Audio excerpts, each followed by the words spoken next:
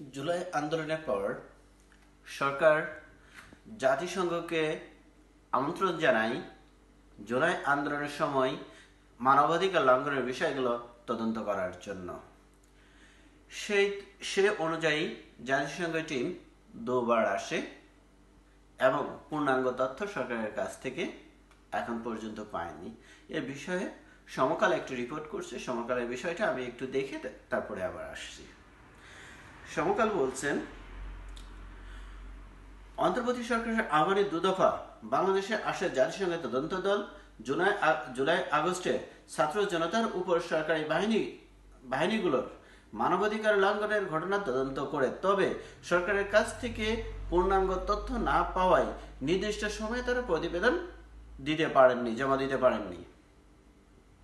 এ বিষয়ে জাতিসংঘের উচ্চ পর্যায়ের এক কর্মকর্তা সমকালকে জানান, বর্তমানে অন্তর্বর্তী সরকার জুলাই আগস্ট ছাত্র জনতার উপর মানবাধিকার লঙ্ঘনের ঘটনা তদন্তের জন্য তাদের আমন্ত্রণ জানায়। বিষয়টি সরকারের অন্যতম অগ্রাধিকার বলা হলেও অপরাধ এবং অনেক অপরাধী তথ্য দেওয়ার ক্ষেত্রে অপারগতা লক্ষ্য করা গেছে, যা মোটেও কাম্য নয়।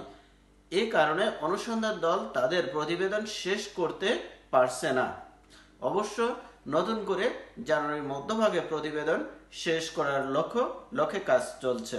পূর্ণাঙ্গ তথ্য উপাত্ত না পাওয়ায় প্রতিবেদন অসম্পূর্ণ হবে বলে তিনি জানান।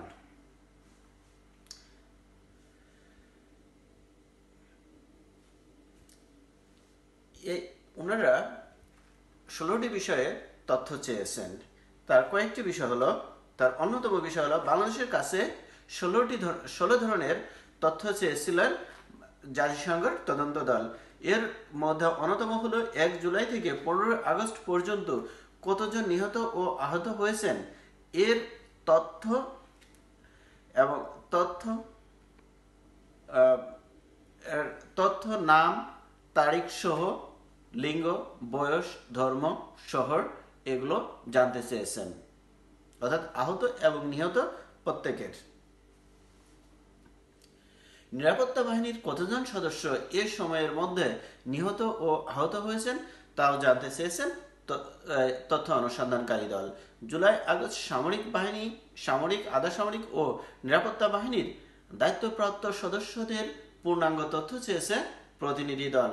কোন শহরে কোন বাহিনীর ইউনিট কারা সিদ্ধান্ত নিয়েছেন সে বিষয়ে নথিসহ তথ্য চাই। এর পাশাপাশি কোন কোন ধরনের অস্ত্র ও গুলি ব্যবহার করা হয়েছে ছাত্র জনতার বিরুদ্ধে, হেলিকপ্টার, গাড়িসহ প্রধান সরঞ্জাম ব্যবহার করা হয়েছে, কোথায় এগুলো মোতায়েন করা হয় তাও জানতে চেয়েছে। ছাত্র জনতার বিরুদ্ধে অভিযান পরিচালনার বল প্রয়োগের মাত্রা, রুলস এগুলো লিখিতভাবে জানতে চাই। SMS অথবা মৌখিকভাবে যে নির্দেশনা দেওয়া হয়েছিল সেগুলোও জানতে চেয়েছে। কি পরিস্থিতিতে অস্ত্র ব্যবহার করার আদেশ দেওয়া হয়েছে তাও জানতে চেয়েছে। 1 জুলাই থেকে 15 আগস্ট পর্যন্ত কতজন গ্রেপ্তার করা হয়েছে, তাদের কোথায় রাখা হয়েছিল, কারা আটক করেছিল, আটকের জায়গার দায়িত্বে কারা ছিল তাও জানতে চেয়েছে জাতিসংঘ। গ্রেপ্তারকৃতদের বিরুদ্ধে কি ধরনের অভিযোগ গঠন করা হয়েছিল এবং তার সত্যতা ও আইনি ভিত্তি জানতে চেয়েছে তথ্য অনুসন্ধানকারী দল। গ্রেপ্তারকৃতদের ক্ষেত্রে এবং গ্রেপ্তারের পর কি ধরনের নির্দেশনা ছিল, আহতদের চিকিৎসা সেবা দেওয়ার ক্ষেত্রে চিকিৎসকদের জন্য কি নির্দেশনা ছিল, চিকিৎসকদের মৃত্যু সনদ দেওয়া সহ ময়নাতদন্তের ক্ষেত্রে সরকারি কর্মকর্তা ও রাজনৈতিক নেতৃত্ব থেকে কি নির্দেশনা ছিল তা জানতে চেয়েছেন। জুলাই আগস্ট অপরাধকে কেন্দ্র করে বর্তমানে কি ধরনের ফৌজদারি অপরাধ তদন্ত চলছে, তার পরিপ্রেক্ষিতে কি ধরনের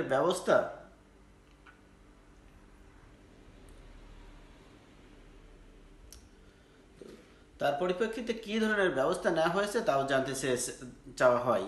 কারা নাগরিকদের অস্ত্র সরবরাহ করেছিল, সহিংসতার নির্দেশনা দিয়েছে কারা তারও তথ্য চেয়েছে। মানবাধিকার লঙ্ঘনের দায়ে কর্মকর্তাদের বিরুদ্ধে কি ধরনের শাস্তিমূলক ব্যবস্থা নেওয়া হয়েছে ইন্টারনেট বন্ধ করে দেওয়ার প্রতিবেদনও তথ্য অনুসন্ধানকারী দল চায়।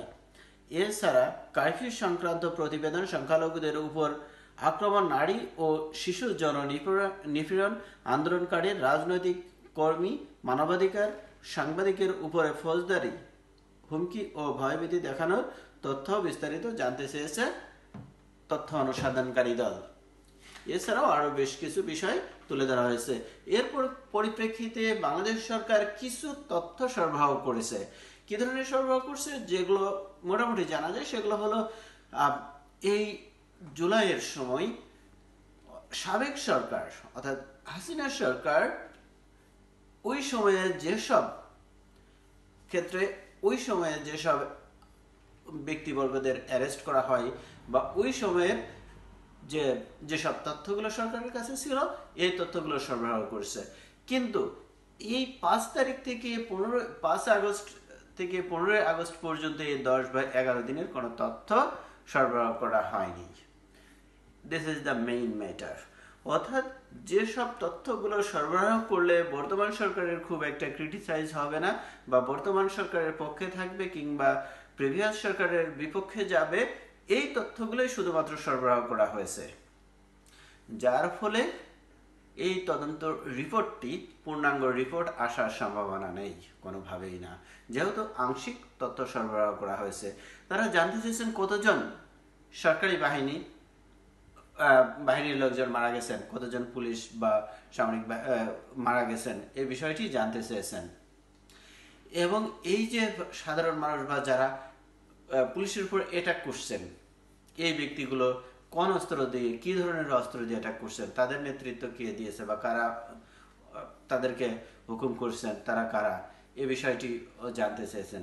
তারা জানতে চেয়েছেন যে ওই সময়ে যে জুলাই আগস্টের আগে বা ওই প্রিভিয়াস সরকারের সময়ে যারা, ওই তৎকালীন সময়ে যারা সরকারে ছিল, সেসব ব্যক্তিবর্গের উপরে বা এই বাহিনীর বা সরকারি বাহিনীর উপরে কি ধরনের ফৌজদারি বা কি ধরনের ব্যবস্থা গ্রহণ করা হয়েছে।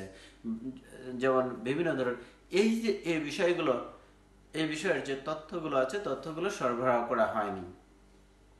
পররাষ্ট্র মন্ত্রণালয় দায়সারা একটা কথা বলছেন যে তথ্যগুলো আমরা হাতে পেয়েছি, তথ্যগুলো আমরা পাস করে দিয়েছি।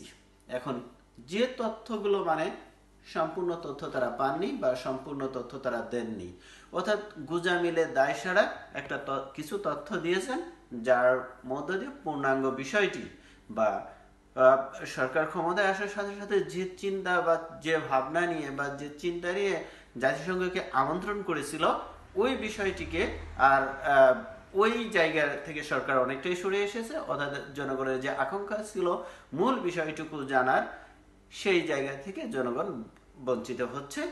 এবং এই তথ্যের ভিত্তিতে আমাদের সরকার বা পরবর্তীতে যাতে একটা ব্যবস্থা নেওয়া যায় যে এই ধরনের বিষয়গুলো আর না চলে আসে, সেই জায়গাটুকু বন্ধ হয়ে যাচ্ছে। অর্থাৎ জাতিসংঘের যে রিপোর্টটা, যেহেতু রিপোর্টটাই পূর্ণাঙ্গ হচ্ছে না, এবং এর পরিপ্রেক্ষিতে তারা হয়তো একটা প্রেসক্রাইব করতে পারেন যে এইভাবে না, এইভাবে করলে এই ধরনের পরিস্থিতি আর বাংলাদেশ কখনো মোকাবেলা করতে হবে না।